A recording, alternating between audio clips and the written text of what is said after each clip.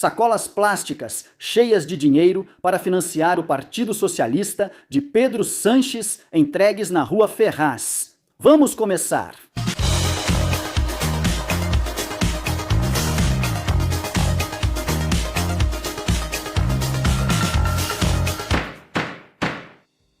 Boa noite a todos e bem-vindos a mais uma edição de Medidas Cautelares. E muita atenção, porque já tivemos a terceira sessão do julgamento do esquema Coldo, que aconteceu no Tribunal Supremo. E hoje, sem dúvida, o protagonista foi o dinheiro não declarado, o dinheiro em espécie, o suposto financiamento ilegal do Partido Socialista.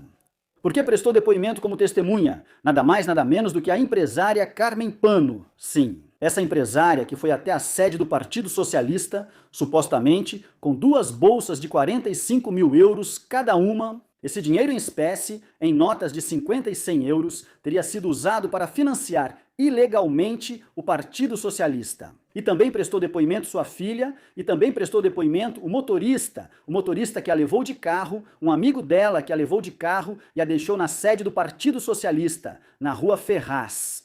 Vamos relatar todos os detalhes dessa sessão no Tribunal Supremo. Ou seja, não percam, claro, e lembrem-se de se inscrever no canal Medidas Cautelares, que já estamos quase lá. Acho que estamos com 128 mil inscritos. E vocês já sabem que o próximo desafio, o próximo objetivo é chegar a 150 mil. E vamos compartilhar agora na tela as informações sobre esta terceira sessão do julgamento do caso Coldo. E aqui está a manchete que faz referência justamente ao motorista da empresária, que nada mais é do que um amigo de Carmen Pano, que levou o dinheiro para Ferraz e que disse textualmente: era uma bolsa transparente, havia maços de notas. Isso é o que diz o motorista de Carmen Pano, que é este homem, se chama Álvaro Galego. E vamos revisar o que aconteceu nesta sessão. O suposto financiamento irregular do PSOE foi o destaque da terceira sessão do julgamento do esquema Coldo, com o depoimento do motorista de Carmen Pano, Álvaro Galego. É a empresária Carmen Pano quem afirmou ter levado, como eu disse, euros em 2 bolsas para a sede nacional do Partido Socialista na Rua Ferraz. Álvaro Galego confirmou a versão de Carmen Pano. Era uma bolsa transparente branca e havia maços de notas. Disse o motorista, que relatou que saíram supostamente da Rua Alfonso 13, onde ficam os escritórios de Vítor de Aldama. O que exatamente contou esse motorista, esse amigo de Carmen Pano? Pois ele foi buscar Carmen Pano, certo? Vamos explicar cronologicamente para que vocês entendam bem. Ele foi buscar Carmen Pano na casa dela em Las Rosas, em Madrid. Nessa casa de Carmen Pano, chegou um emissário chamado Lolo de Cláudio Rivas. Cláudio Rivas é empresário e sócio de Vítor de Aldama no esquema dos hidrocarbonetos. E esse emissário deu dinheiro a Carmen Pano, tá? Então, Carmen Pano pegou esse dinheiro numa bolsa e Álvaro Galego, o motorista, que é amigo dela, supostamente a levou até a Rua Alfonso 13, que é onde Vítor de Aldama tinha o escritório. Segundo o depoimento de Carmen Pano e do motorista, foi aí que o motorista parou. Carmen Pano subiu ao escritório de Vítor de Aldama, desceu com outra bolsa de dinheiro, não sabemos se era a mesma, se ela tirou dinheiro, se colocou mais. Isso o motorista não conseguiu esclarecer, nem a própria Carmen Pano. E dali foram para a sede do Partido Socialista, na Rua Ferraz. Supostamente, o motorista esperou Carmen Pano na rua e Carmen Pano subiu na sede do Partido Socialista. Entregou a bolsa para alguém que não identifica e desceu.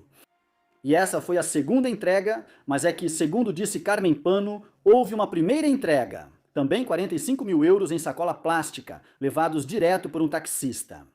Isso é o que foi dito, o que foi ratificado, tanto pelo motorista Álvaro Galego, quanto assinado também, bem, pela própria Carmen Pano.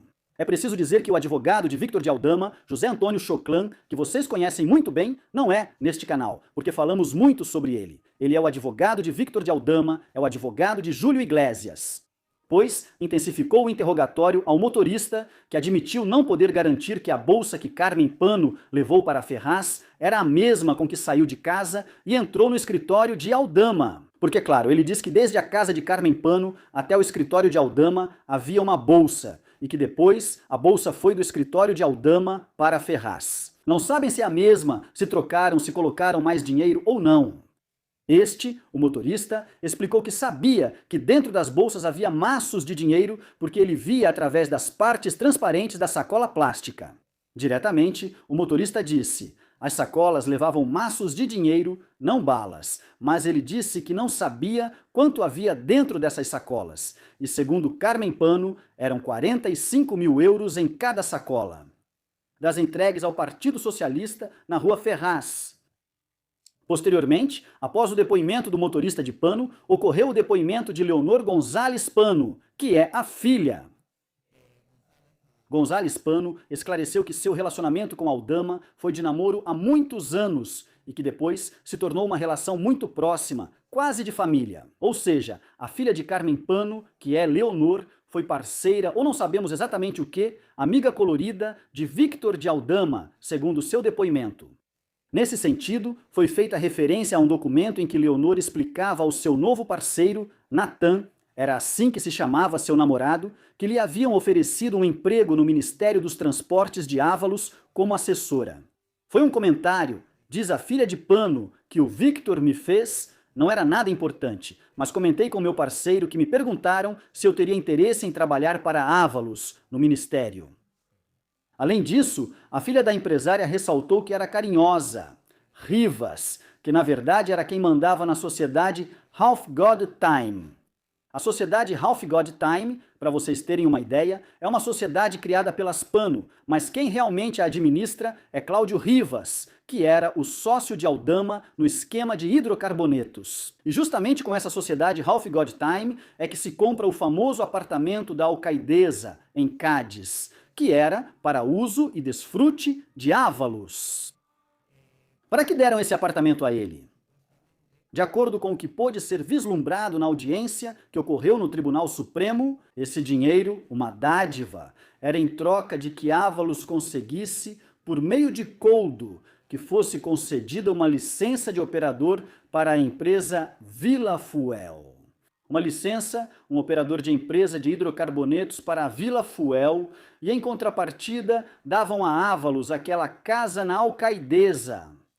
E isso foi uma das partes, mas também vou compartilhar na tela com vocês outra que eu também acho que foi muito interessante, que faz referência a outro aspecto que foi contado pela filha de Carmen Pano, Leonor. E também preciso dizer para vocês, já foi desmentido em alguma ocasião por Victor de Aldama, mas, como foi dito na audiência, eu conto para vocês. A filha de Carmen Pano afirma que José Hidalgo, o proprietário da Global e da Adera Europa, pagou 500 mil euros a Coldo e Aldama pelo resgate da companhia aérea. Isso também foi o que Leonor Pano disse durante seu depoimento. Não é a primeira vez que ouvimos isso, já havia sido dito durante a investigação em uma entrevista. E hoje Leonor Pano disse isso na sede do Tribunal Supremo. Já adianto que esse aspecto, por exemplo, o advogado, ou seja, Aldama, já desmentiu isso na época quando saiu naquela entrevista em um meio de comunicação. Mas também houve uma parte mais curiosa, mais engraçada, do depoimento da filha de Carmen Pano. E foi quando perguntaram para ela sobre as mensagens interceptadas pela UCO, nas quais Leonor Pano conversou com seu parceiro, com seu namorado. E faziam referência, atenção, a José Luiz Ábalos, como o Putero, e a Pedro Sanches como o Bonitão. E em uma dessas mensagens diziam que o Putero tinha enfrentado o Bonitão. E Leonor Pano disse que o Putero era Ábalos e Pedro Sanches o Bonitão. Posteriormente, também chegou outro momento surrealista, no qual o advogado de Ábalos, que é Marino Turiel, de quem já falei muitas vezes, um advogado muito educado que não levanta o tom de voz. O presidente do tribunal, Andrés Martínez Arrieta, pede constantemente que ele fale mais alto. Colocam 2 e até 3 microfones, senão não conseguem ouvi-lo. Bom, depois que a filha de Leonor Pano fez essa declaração, o advogado de Ábalos, Marino Turiel, perguntou textualmente por que dizem que Ábalos é um putanheiro. Enfim, isso é surreal. O que estamos vivendo no julgamento do Tribunal Supremo do caso Coldo é surreal. E também teve uma parte interessante que eu não quero deixar de comentar. Porque houve outro depoimento de um funcionário da Fazenda que trabalhava no gabinete da Fazenda de Maria Jesus Montero. Não era o chefe de gabinete, que era o famoso Carlos Moreno, mas era um funcionário da Fazenda que trabalhava discretamente.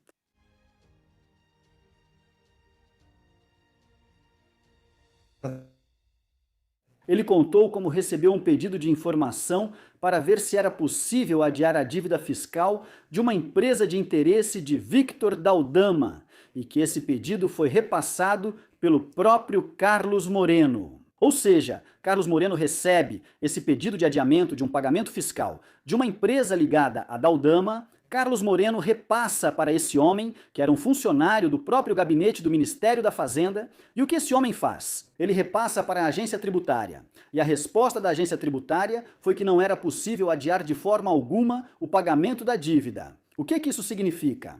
Basicamente, até mesmo no Ministério da Fazenda de Maria Jesus Montero, também havia gente implicada na trama Coldo. E claro, hoje no depoimento, o advogado do Damo, José Antônio Choclan, pressionou bastante esse homem chamado Ignácio Granada, que estava sob as ordens do chefe de gabinete de Maria Jesus Montero, de Carlos Moreno. E claro, esse homem dizia no depoimento: não, é que às vezes chegam pedidos de informações ou solicitações ao Ministério da Fazenda. Não é algo comum, mas também não é incomum. E nós encaminhamos para a agência tributária, mas sem dar muita importância. O advogado do Damo, José Antônio Choclan, diz: claro, o senhor afirma que não dá mais importância, mas depois esperou a resposta da agência tributária e a resposta da agência tributária foi que não era possível adiar o pagamento. Então, o senhor tinha interesse específico nessa questão por ordem de Carlos Moreno, que é o número 2 de Maria Jesus Montero nessa história, certo? E então, nesse momento, o funcionário da Fazenda ficou sem saber o que fazer.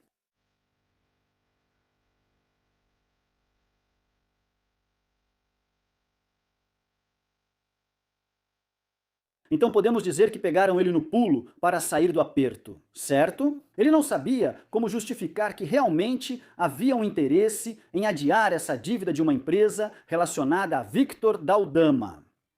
Como eu disse, acho que, em resumo, a sessão de hoje, o que ficou comprovado é que o Partido Socialista é um pântano de financiamento ilegal, de dinheiro em espécie, de dinheiro não declarado.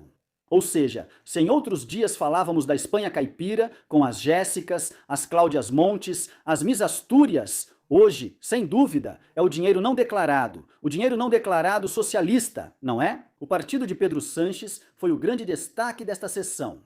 E só queria dizer que, claro, o julgamento continuará na semana que vem, e vocês terão então os resumos do melhor aqui, claro, em Medidas Cautelares, com Miguel Ângel Pérez. Até aqui, esta edição de Medidas Cautelares com Miguel Ângel Pérez. Espero que tenham gostado do vídeo. Se for o caso, vocês já sabem que podem deixar seus comentários e compartilhar o vídeo com quem quiserem. Nos últimos meses, houve uma queda no YouTube e, de modo geral, as visualizações diminuíram. Todos os canais enfrentam sazonalidade no YouTube, com meses melhores e piores, além de mudanças no algoritmo. E eu já comentei isso com vocês muitas vezes, que o importante é que vocês deixem comentários. Além disso, é claro, assistir aos vídeos, curtir, porque isso é o que o YouTube mais valoriza para mostrar esses vídeos para outras pessoas. Ou seja, não preciso nem dizer porque vocês fazem isso todos os dias, mas enfim, eu relembro isso a vocês e agradeço por isso. Vocês já sabem que podem se tornar sócios por menos de 3 euros por mês, como Los Elegidos, ou por menos de 7 euros por mês, como Los Supremos. E também podem fazer contribuições via Bizum no 627555370. 627555370. O principal, como sempre falo, é que essa informação alcance todos, pois informação é poder. Até logo!